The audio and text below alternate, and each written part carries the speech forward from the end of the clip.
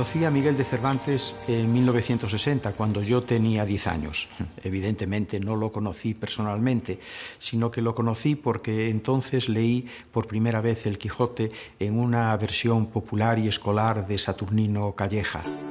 Aunque la partida de bautismo de Miguel de Cervantes Saavedra, que se conserva en Alcalá de Henares, corresponde al día 9 de octubre, es muy probable que hubiese nacido el día de San Miguel, el 29 de septiembre. De una familia numerosa, su padre, Rodrigo de Cervantes, era un cirujano sin estudios, una especie de practicante, un hombre de vida también muy azarosa, y entre los 7 hijos que tuvo, el cuarto fue precisamente Miguel de Cervantes.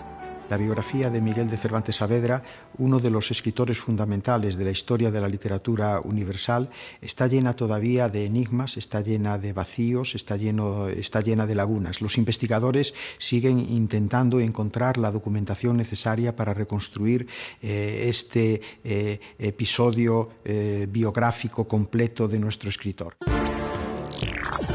El 13 de diciembre de 1545 comienza el Concilio de Trento, convocado por Pablo III para afianzar la disciplina eclesiástica frente a la reforma protestante del alemán Martín Lutero, que muere al año siguiente a los 73 años de edad en Eisleben, su ciudad natal. Pablo III nombra a Miguel Ángel Buonarroti arquitecto de San Pedro de por vida. Proyecta para la Basílica de San Pedro una cúpula impresionante. A la muerte de Enrique VIII de Inglaterra, sube al trono con solo 9 años Eduardo VI, hijo que tuvo con su tercera mujer, Jane Seymour. Muere Francisco I de Francia, el enemigo perpetuo de Carlos V. Le sucede su hijo, Enrique II de Francia. Y en 1547 nació en Alcalá de Henares, no sabemos exactamente el día, un niño hijo del matrimonio formado por Gonzalo de Cervantes y Leonor de Cortines. Cualquier español tiene en la mente la imagen de Miguel de Cervantes, o al menos eso cree él. Pero resulta que no podemos estar seguros. El popular retrato no es más que una copia que se supone del original de Juan de Jáuregui. Y todos los demás que conocemos están hechos basándose en aquel. Eso sí, el mismo Cervantes se describe años después. De rostro aguileño, de cabello castaño, frente lisa y desembarazada, de alegres ojos y de nariz corva, aunque bien proporcionada. Las barbas de plata que no a 20 años que fueron de oro. Los bigotes grandes, la boca pequeña, los dientes ni menudos ni crecidos, porque no tiene sino 6, y esos mal acondicionados y peor puestos, porque no tienen correspondencia los unos con los otros.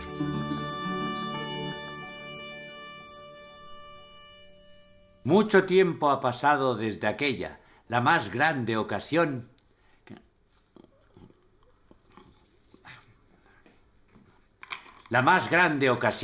que vieron los siglos pasados y verán los venideros. Ahí perdí yo el uso de esta mano, herida de la que estoy orgulloso. Entonces yo era joven. No es fácil, aunque hoy en su pantalla lo parezca, ir hacia atrás en el tiempo. Y lo más complicado es rejuvenecer.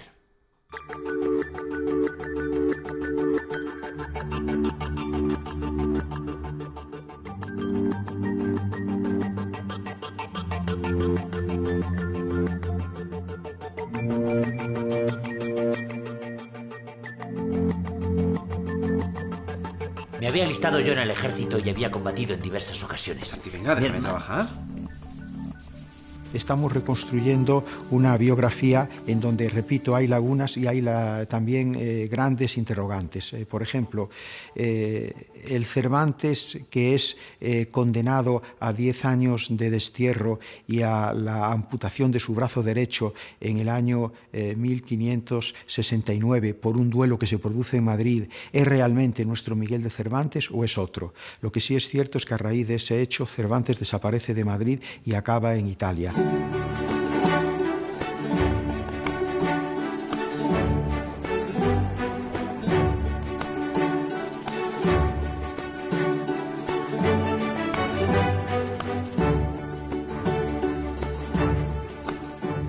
Sin duda, Roma, la ciudad eterna, enamoró a Cervantes.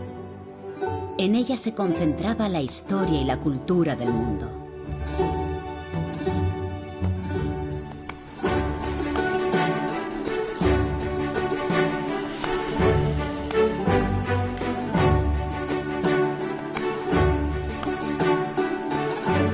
Seguro que pasearía por la ciudad de las 7 colinas fascinado como un viajero más. Fascinado por aquella Roma monumental donde aún quedaba rastro de los emperadores españoles Trajano, Adriano y Teodosio. Fue un turista especial que pudo ver la obra de Miguel Ángel recién hecha, pues solo hacía 6 años que el genial artista había fallecido.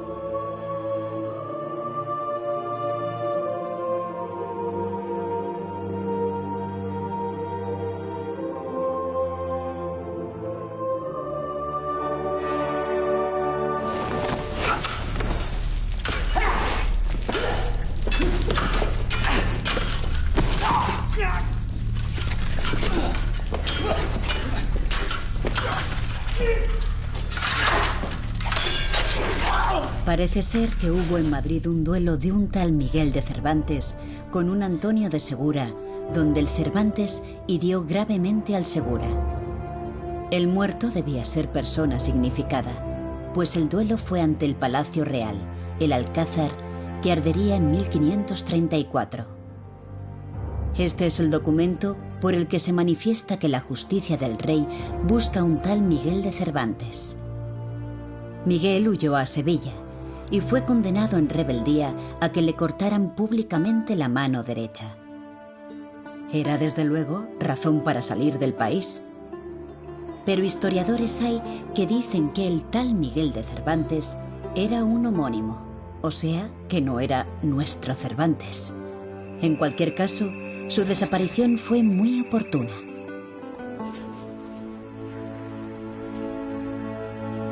En Roma ha aparecido de pronto como camarero, criado personal, de Monseñor Aquaviva, un joven religioso de 23 años recién nombrado cardenal por el Papa Pío V.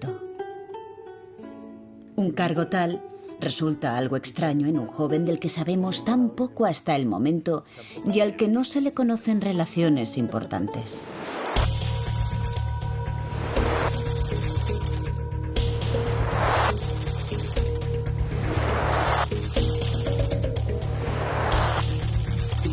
Cuando vimos el acceso a la cripta, la verdad es que nos emocionamos mucho por sus características. Es un túnel de descenso con unas escaleras y al llegar al fondo de la cripta, pues en principio no se apreciaba nada, hasta tal extremo que el suelo no se veía.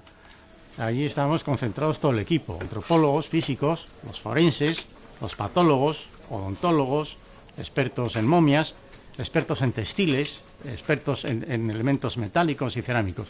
De tal manera que estábamos trabajando de esta forma en la cripta, habíamos transformado la cripta, y así entonces enseguida nos dimos cuenta que había una pared pintada de blanco, pero detrás de la pared había unos nichos. Apenas se apreciaban estos nichos. En aquellos momentos está el mundo que arde. El año 70 ha sido el cuarto matrimonio de Felipe II con su sobrina, Ana de Austria, hija del emperador Maximiliano II. El cuarto matrimonio, sí. Conviene que recordemos. El primero había sido con su prima hermana, la infanta María Manuela de Portugal, en 1543. El segundo con la prima hermana de su padre, la reina María I de Inglaterra, en 1554. El tercero, con Isabel de Valois, tuvo lugar el 22 de junio de 1559.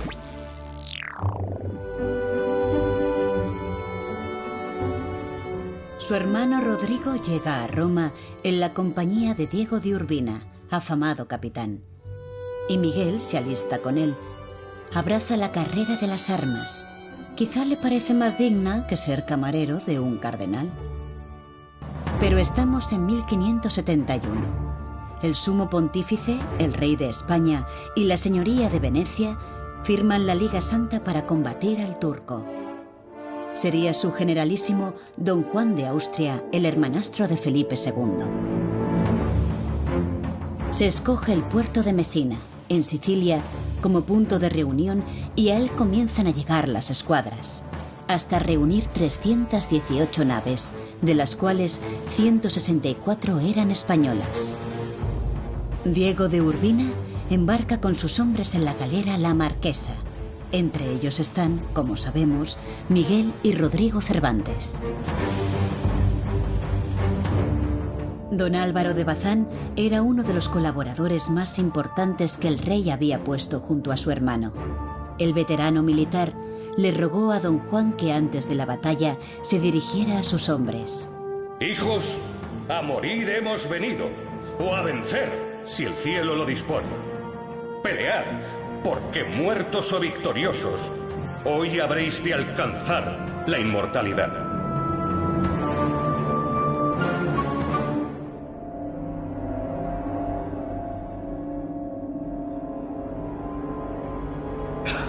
En aquel momento, Miguel estaba enfermo y con fiebre. El mal no se conoce. Sí que el médico y su hermano Rodrigo intentaron convencerlo de que no estaba en estado de combatir. Pero Miguel insistió, se levantó y vistió, y ocupó su lugar en el combate en el esquife de la Marquesa. Y vos, doctor, las armas.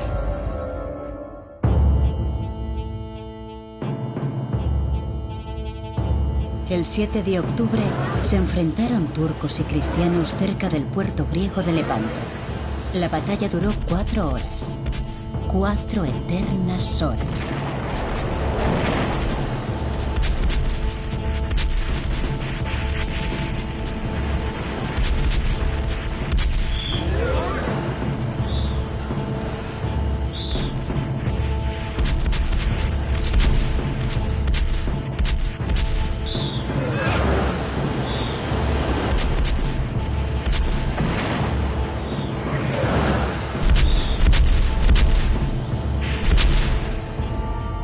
Cuando las brumas del combate se dispersaron, el panorama que se pudo ver era desolador.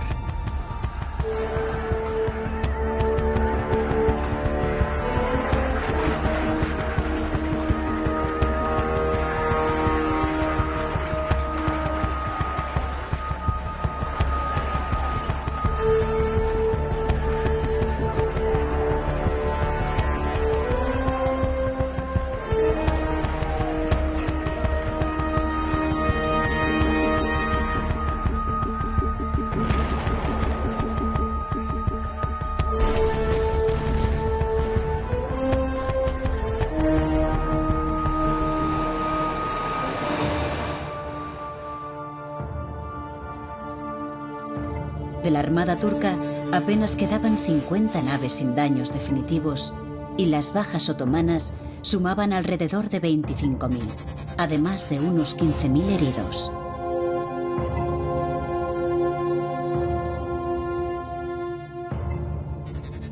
Los vencedores sufrieron 21.000 heridos y 8.000 muertos.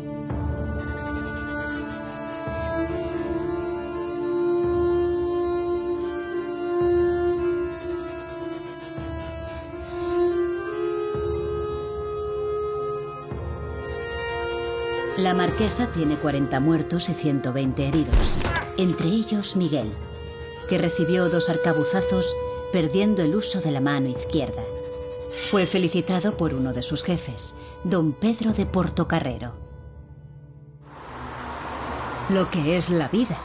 Los 2 hijos de don Pedro de Portocarrero, Alonso y Pedro, que han permanecido en Madrid como muchos jóvenes de familia acomodada, son los amantes oficiales de 2 de las hermanas de Miguel, Andrea, la mayor, que ya tiene experiencia en estos asuntos, y de Magdalena, que acaba de cumplir 17 años. No debe esto extrañarnos.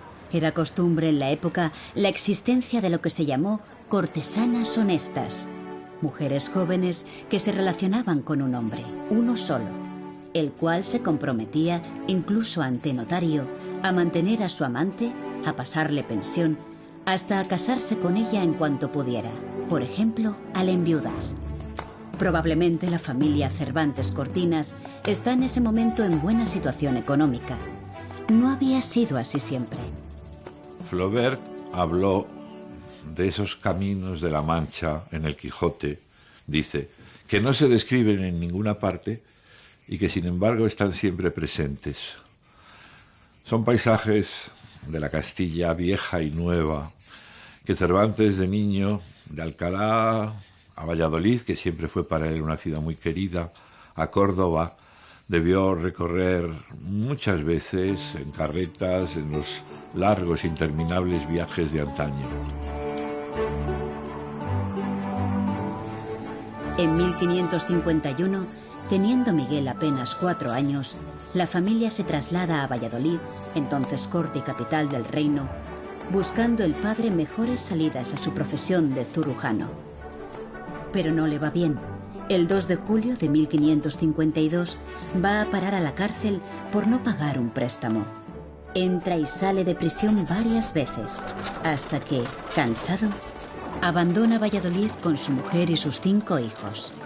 Se supone que vuelve a Alcalá, donde pasará con la familia un año.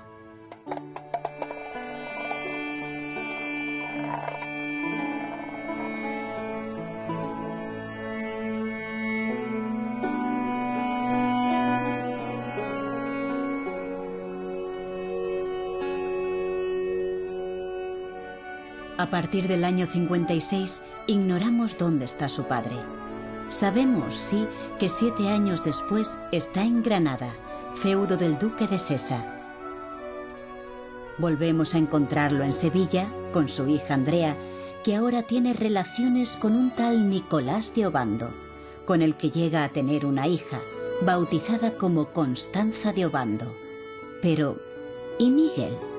¿Los acompañó? No lo sabemos. ¿Qué estudios tuvo el niño Miguel?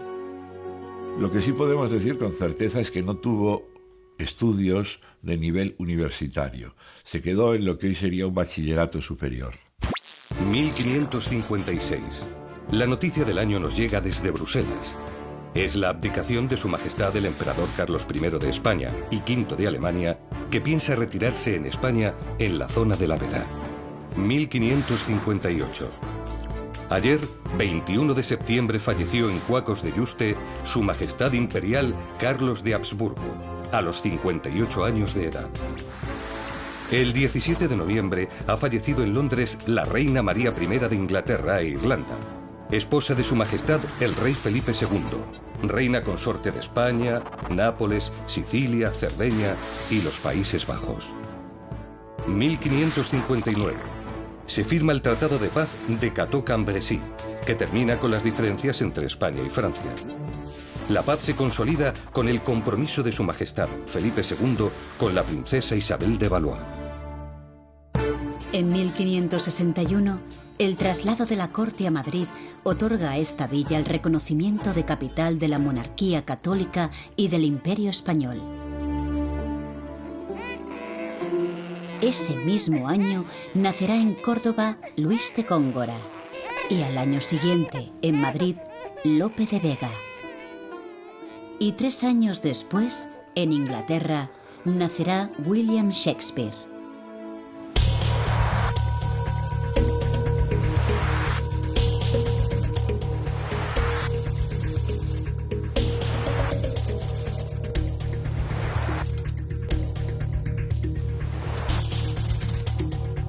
Al abrir uno de los nichos, nos encontramos un conjunto de fragmentos de madera en donde leemos las iniciales M.C. con una serie de tachuelas. Hombre, la primera impresión, el primer instante, M.C. significa Miguel de Cervantes.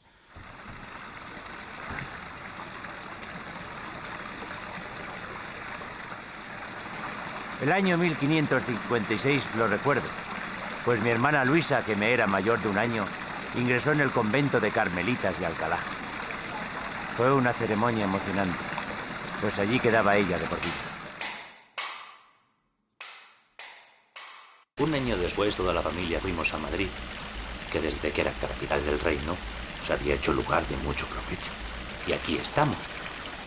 Ya tenía yo 19 añitos y había hecho poco de provecho. Leer mucho, que me apasionaba. Estudiar donde pude divertirme y escribir algún que otro versillo, aunque no parecía que para ser poeta me hubiese a mí llamado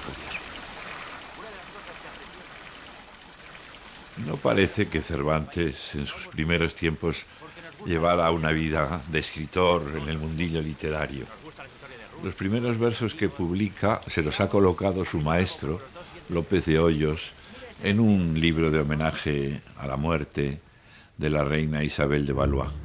Por lo demás, no pienso siquiera que frecuentara mucho otros ambientes que los propios de un joven de su edad, no específicamente un escritor.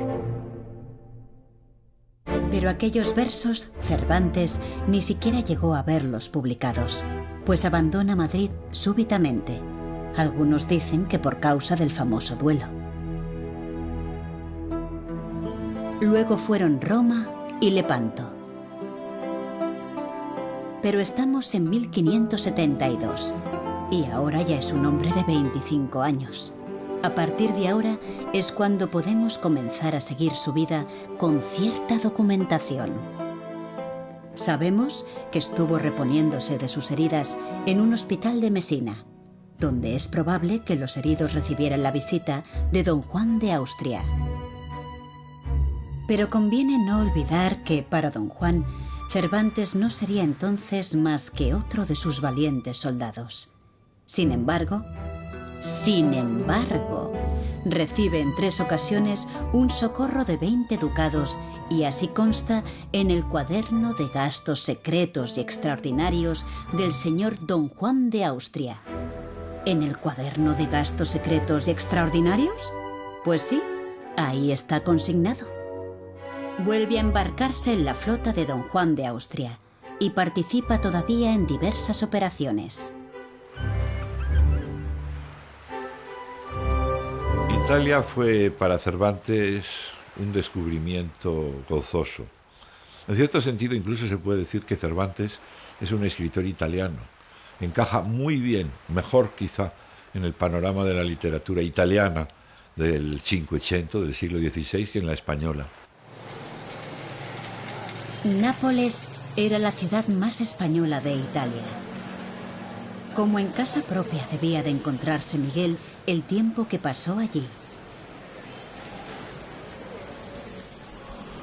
Sin Italia, Cervantes nos explica, y su gran entusiasmo fue sin duda por Ariosto, por el poema de Ariosto, que en cierto modo es lo más cercano a Cervantes que se produjo en el siglo XVI y en cualquier otro momento.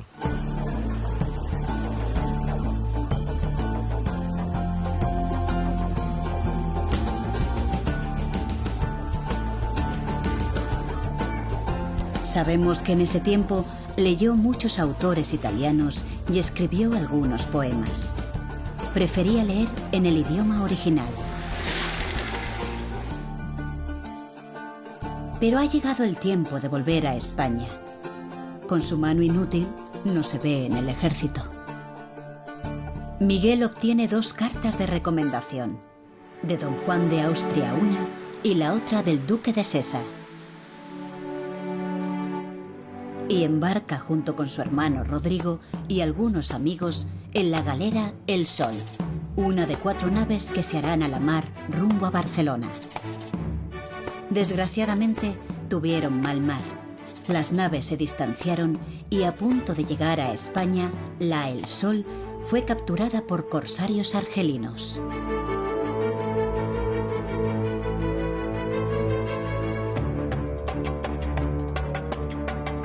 Asombrado se quedaría aquel joven de 28 años al ver lo que él suponía una guarida de corsarios.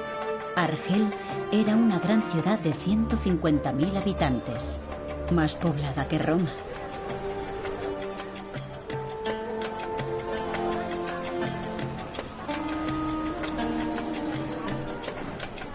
Los prisioneros van a ser vendidos en el mercado de esclavos, pero no Miguel. Quizá le deba esa suerte a sus cartas de recomendación, que hacen suponer un rescate importante. Lo cierto es que terminó propiedad del rey de Argel. Aquellos 5 años de cautividad que marcaron profundamente tanto el carácter como la vida de Cervantes. Él lo reflejó en algunas de sus obras, aunque nunca de una forma biográfica, y también en sus memorias, cuando dijo que había sido soldado y cautivo durante 5 años y que en la cautividad aprendió a ser paciente ante la adversidad. Miguel intentó al menos 5 intentos de fuga, alguno muy complicado, pero nunca fue castigado como era costumbre. A lo más, se endurecieron durante unos meses las condiciones de su cautiverio, mientras que alguno de sus cómplices era empalado o muerto a latigazos. El rey de Argel tenía a Cervantes como uno de los presos más importantes, no solamente por las cartas que encontró cuando llegó Cervantes a Argel, sino también por su carácter y por su formación. Finalmente, con el dinero que los padres trinitarios consiguieron recaudar, así como aquella aportación que la familia de Cervantes consiguió, Cervantes en 1580 fue liberado y volvió a España. Al fin, con dineros reunidos por la familia y la importante contribución y trabajo de los frailes trinitarios, Miguel es rescatado.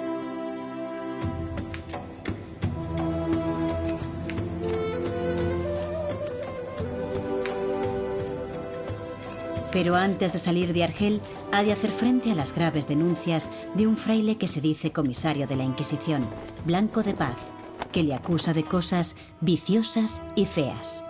Cervantes se defiende con testimonios de compañeros y amigos en un documento al que debemos las mayores informaciones de su cautiverio. Aunque advierten los historiadores, son datos no muy de fiar, pues provienen de amigos y están pensados para defenderse de las acusaciones de Blanco de Paz.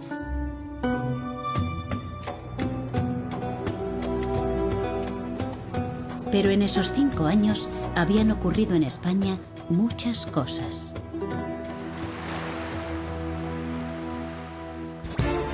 ...1576... Don Juan de Austria, regente de los Países Bajos con 31 años. 1578.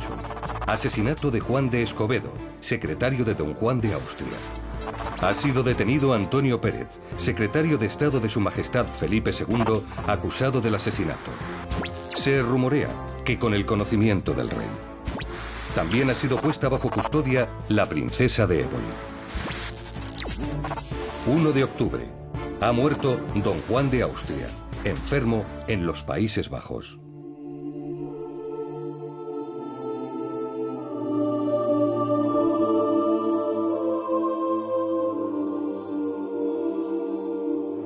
...1581...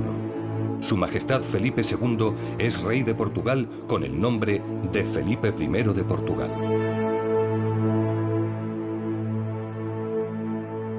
Porque uno de los contentos mayores que en esta vida pueden tenerse es llegar, después de largo cautiverio, salvo y sano a la patria. En Denia desembarcó. Un mes después ya estaba en Madrid. Ha pasado 12 años fuera de España, 12 años sin ver a su gente. Ha sido soldado, ha sido prisionero, casi esclavo.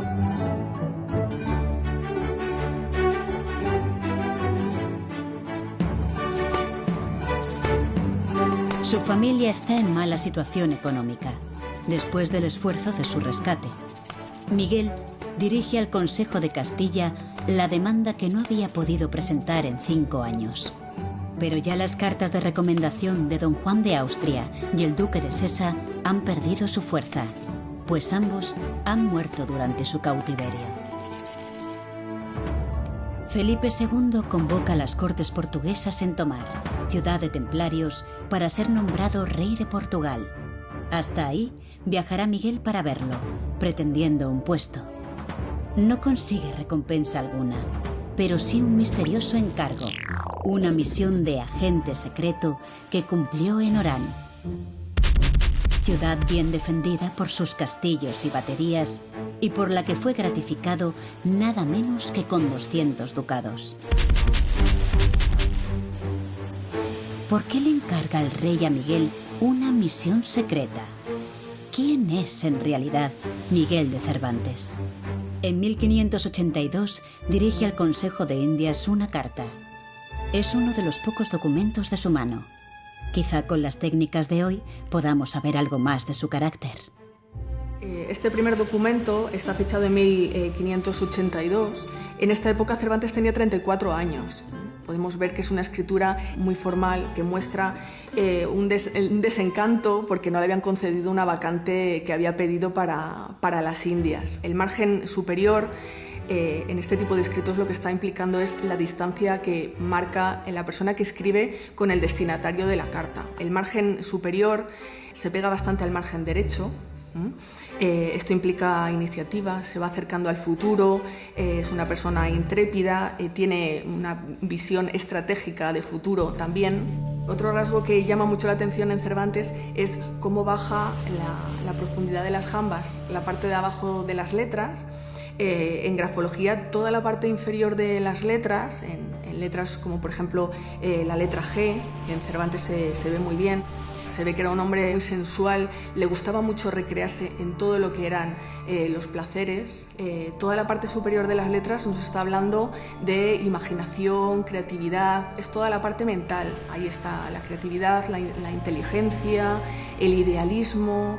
Y luego la firma, al final, en este caso es curiosa, porque la hace en el espacio que le queda, en el margen inferior que le queda, no tiene más hueco, y está muy pegada a la derecha, como intentando huir, como intentando escapar de la hoja.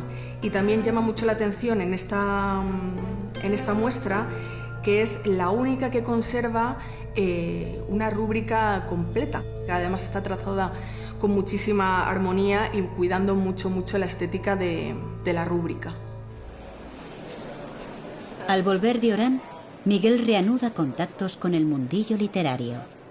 Pronto comprendió que, si quería vivir de la pluma, tendría que dedicarse al teatro. Ya no era yo un niño, que me acercaba a los 40 años, cuando se vieron en los teatros de Madrid representar los tratos de Argel que yo compuse, y la destrucción de Numancia y la batalla naval, donde me atreví a reducir las comedias a 3 jornadas de 5 que tenía. Fui el primero que representó las imaginaciones y los pensamientos salidos del alma. Compuse en ese tiempo muchas comedias, y todas ellas se recitaron sin que se les ofreciese ofrenda de pepinos ni de otra cosa arrojadiza. Por cierto, que uno de los personajes de Los tratos de Argel se llama Saavedra. Desde 1586, por primera vez que nosotros sepamos, Cervantes añade al apellido de sus padres, Cervantes, con B, él lo escribe siempre con B, el segundo apellido Saavedra. Saavedra no es el apellido materno de Cervantes. Se entiende que Saavedra lo incorporó después del cautiverio, cuando estuvo en Argel, porque era como una especie de apelativo que le pusieron allí. Y lo coloca justo debajo. Pone Miguel de Cervantes, Cervantes con B, siempre lo ponía con B, y luego Saavedra debajo. Ese es uno de los misterios mínimo, pero picante, que nos deja inquietos. ¿De dónde saca Cervantes ese Saavedra? Incorporó esa especie de apelativo como si fuera un nombre de frontera. La diferencia entre el Cervantes de antes y el Cervantes nuevo. Seguramente el rey de Argel lo tenía como prisionero de valor y también tenía por él preferencia, bien por sus conocimientos, bien por su carácter. Lo llama Saavedra, que significa brazo defectuoso, manco. Es posible que ese apodo fuese transformado por los prisioneros españoles en Saavedra. Así, uno de sus compañeros cuenta, refiriéndose a él, que había un tal de Saavedra al que el rey nunca dio palo, ni se lo mandó dar, ni le dijo mala palabra.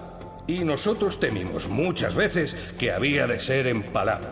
Y aún lo temió él más de una vez. De forma que incluso sobre ese aspecto llamativo, como es el nombre propio, la vida de Cervantes está envuelta en oscuridades.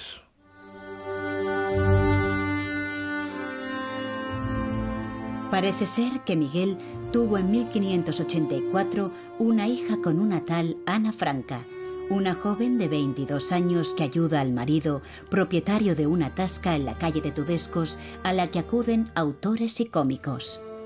Pero, algunos estudiosos mantienen que la hija era realmente de su hermana Magdalena y que Miguel se ofreció como padre para tapar el posible escándalo. Lo cierto es que la niña es bautizada con el nombre de Isabel de Saavedra.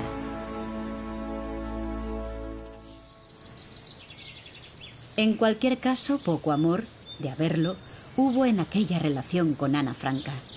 Bien claro lo deja el que Miguel, con 37 años, se casaba 8 meses después con una joven de Esquivias que aún no ha cumplido los 20.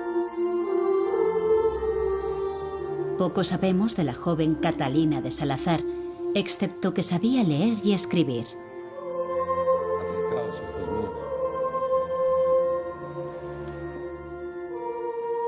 ¿Hubo amor en ese matrimonio? ¿Fue un matrimonio de interés?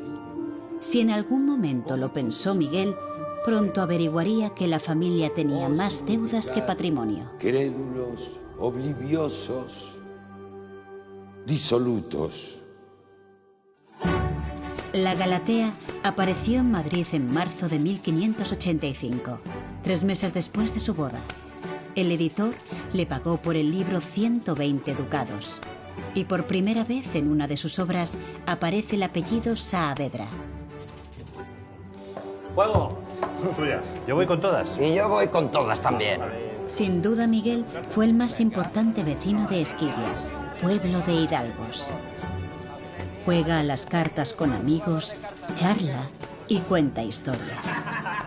Sí, pero hoy nadie le librará de contarnos lo que aconteció en esa temible batalla. No, amigo Toribio. Harto estoy de contar 1000 veces lo que solo se puede vivir una.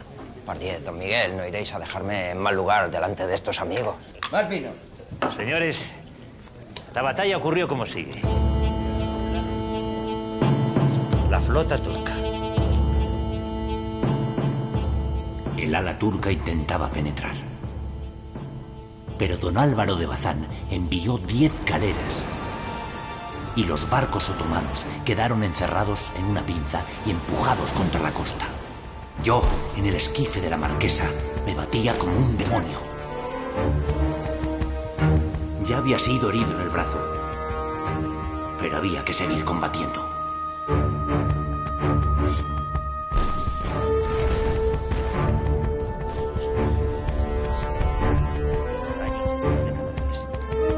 Pero Cervantes no se hace a la vida matrimonial.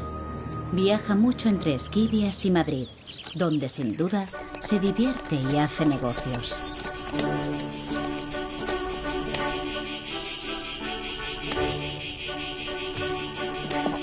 Sin embargo, poco sabemos de él ni de su vida en esos años, excepto su continuo ir y venir.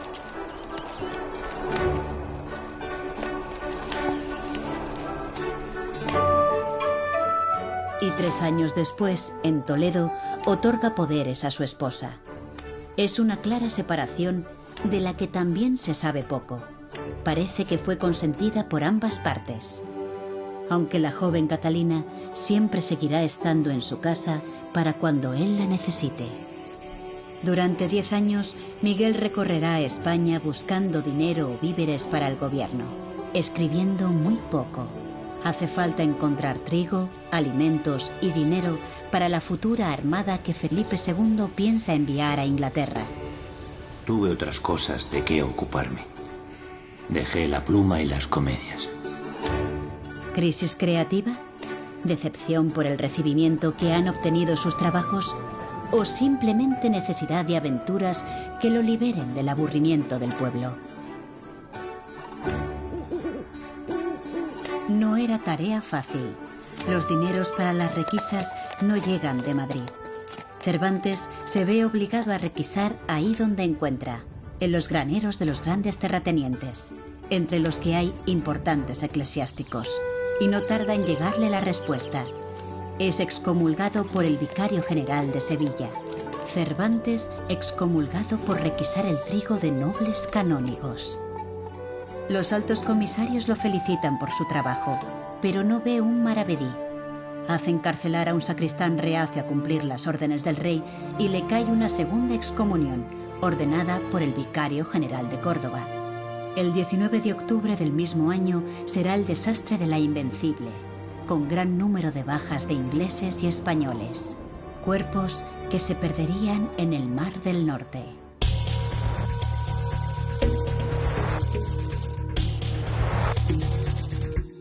Cervantes desaparece durante 7 meses. ¿Dónde está? No sabemos si va a ver a familiares o se divierte con el juego, que parece le gustaba. Lo cierto es que está cansado y manda al rey un memorial buscando un destino en Indias. En él exagera un poco sus virtudes y las de su familia, que dice gastó el patrimonio y toda la hacienda que tenían sus padres y sus 2 hermanas doncellas y quedaron pobres por liberarlo de su cautiverio. En todo caso, la respuesta a su memorial es: busque por acá en que se le haga merced.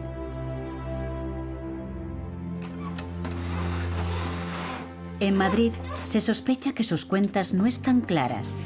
Se ve mezclado, quizás por error, en diversas corrupciones y acaba en la cárcel de Sevilla.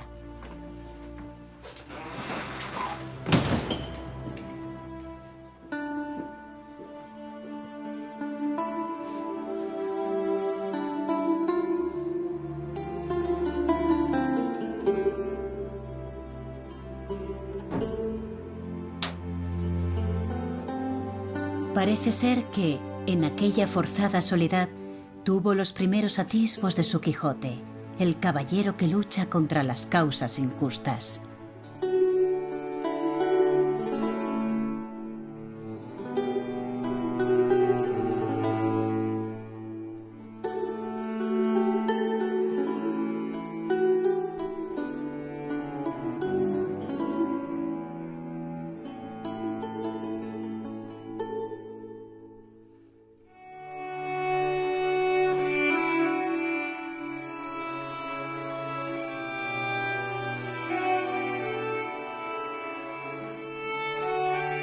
Llega la orden de soltar a Miguel y de que se persone en Madrid a dar explicaciones.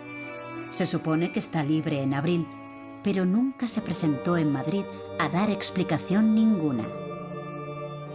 El 23 de septiembre de 1598 muere Felipe II en el Escorial, el palacio monasterio que había hecho construir en honor de San Lorenzo por la victoria de San Quintín. Ahí, en el Panteón de Reyes, reposan sus restos.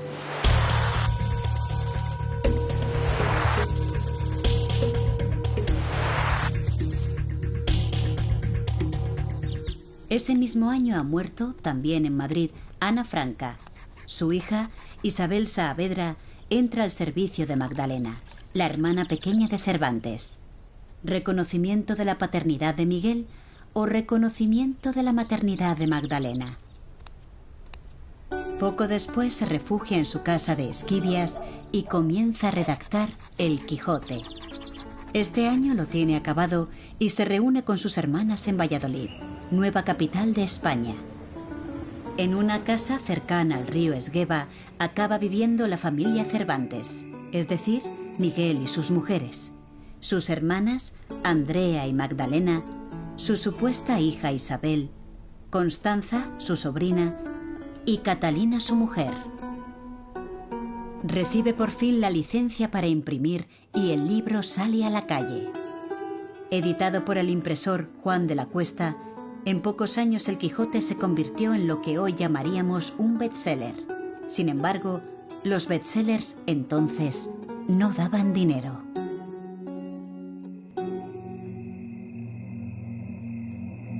Pero parece que lo extraño, lo sorprendente, persigue a Miguel. A las puertas de su casa es acuchillado un caballero ezpeleta. Cervantes y otros vecinos acuden en socorro del herido, al que suben a uno de los cuartos de la casa, donde morirá al día siguiente. Se detiene a todos los ocupantes de la casa y la moralidad del hogar de Cervantes queda en entredicho. Sus mujeres no tienen buena fama. se descubren amores ilícitos. Él mismo no queda demasiado bien. Se le supone metido en raros negocios, jugador. La corte vuelve a Madrid y la familia Cervantes la sigue. Van de una casa a otra hasta que establecen residencia en la calle de León. Pero ya se empiezan a notar los años. Magdalena primero y luego Catalina, su mujer, y su hermana Andrea visten en 1609 el hábito de la Orden Tercera de San Francisco. Lo más sorprendente es que, 2 meses antes, Miguel se había hecho de la Congregación de los Esclavos del Santísimo Sacramento, a la que estaban afiliadas muchas gentes de letras. Debían de hacer ayuno y abstinencia los días prescriptos, asistir a los oficios diariamente, tener continencia. Es de suponer que no se lo tomaban demasiado en serio. En 1609 muere Andrea. En 1611 es Magdalena, entonces ya Magdalena de Jesús, la que va a reunirse con el Creador. Catalina y Miguel y la sobrina Constanza se mudan a la calle de Huertas, el barrio de las Musas. En esos años, al amor del éxito del Quijote, Cervantes publica más obra. En 1613, las novelas ejemplares.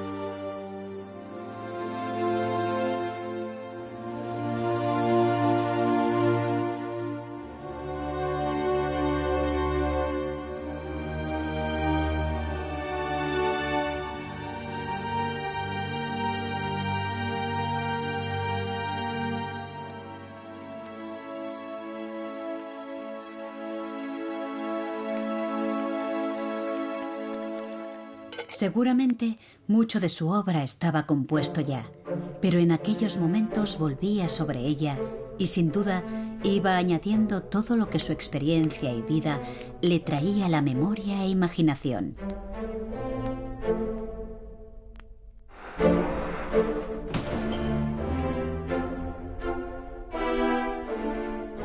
En 1614 sale El viaje del Parnaso. Cervantes había dejado la primera parte del Quijote abierta a una continuación. Ahora, animado por el éxito del libro, se decide.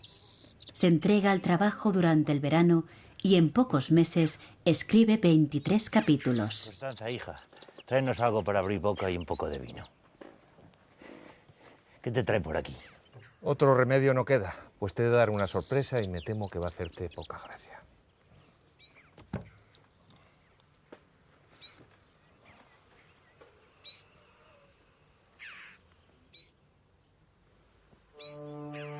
Y justo entonces aparece en Tarragona el segundo tomo del ingenioso hidalgo Don Quijote de la Mancha, firmado por un tal Alonso de Avellaneda. El libro era malo, pero el prólogo era peor, por malintencionado. Insultaba directamente a Cervantes e incluso a su esposa Catalina, a quien acusaba de serle infiel. Miguel respondió en el prólogo de su segunda parte del Quijote, pero hizo algo mejor, propio solo del genio: incorporar el libro apócrifo a su propia novela, cuyo éxito fue incluso mayor que el de la primera parte. Y Cervantes trabaja incansable. Sabe que le queda poco tiempo. Ese mismo año, de 1615, publica todavía sus comedias. Algunos años ha que volví a componer algunas comedias, pero no hallé autor que me las pidiese. Me aburrí y se las vendí a un librero. Él me las pagó razonablemente. Yo cogí mi dinero. En el prólogo de la segunda parte del Quijote, Miguel promete al lector una nueva novela, Los trabajos de Persiles y Segismunda. Libro, dice, que ya está terminando. Tardó 8 meses. Trabajó sin descanso hasta completarlo. Y el día antes de morir, redactó el prólogo dedicado al conde de Lemos, que comienza de esa hermosa y terrible manera. Puesto ya un pie en el estribo, con las ansias de la muerte, gran señor, esta te escribo.